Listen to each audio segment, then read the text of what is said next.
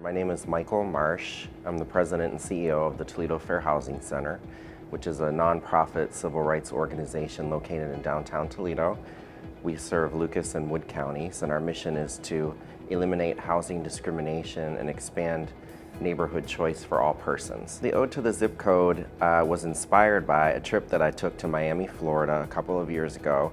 I attended a conference called the Independent Sector Conference, and one of the keynote speakers at a luncheon was named P. Scott Cunningham, and he was the founder, or is the founder, of O Miami, which is a poetry preservation and promotion organization, an arts organization. And he talked at the luncheon about an Ode to the Zip Code poetry event that they did in Miami, Florida. And I thought, this is a fantastic tie to fair housing, because we often talk about place matters.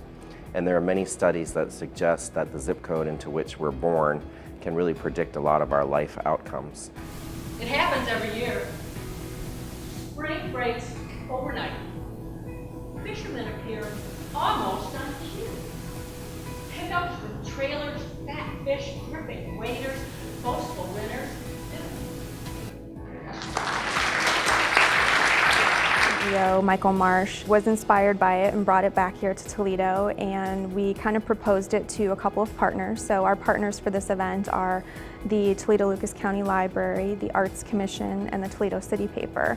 So we all decided to partner together. It was something that made sense for each of our organizations. Obviously the other entities that are involved kind of look at it from the creative and the literary aspect. Personally, our agency, Toledo Fair Housing Center, is interested in it from the standpoint of being able to explore the differences in people's experiences depending on what neighborhood they live in. So Ode to the Zip Code is a community-wide poetry contest where anyone is welcome to submit a poem or to write a poem inspired by their zip code. And this is the second annual event, and it has been tremendously successful, very well received by the community. Hundreds of entries in the contest from all zip codes in the area.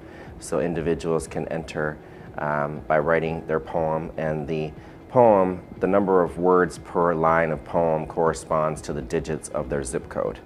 So you write a little, sort of like a haiku, I guess, and it's really tied to where you live.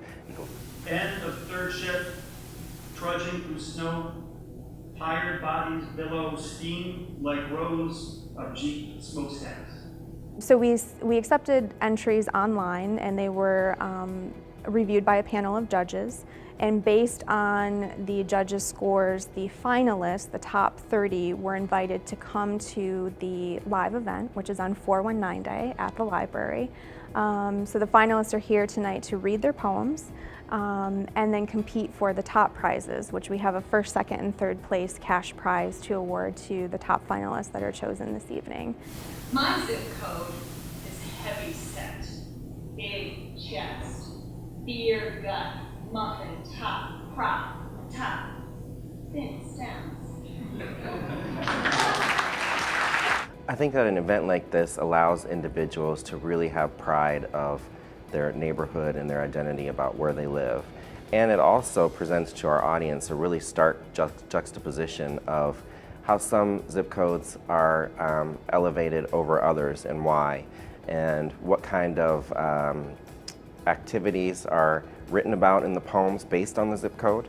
You know, some deal with peaceful, leisurely existence, while others talk about noise and crime and blight and challenges and hardship. So it's a real eye-opening juxtaposition of some of our zip codes and how they are preferred, if you will, over others, or elevated over others, and the struggles that some people in our community face just because of the zip code in which they live. The sidewalks are littered with cigarette butts.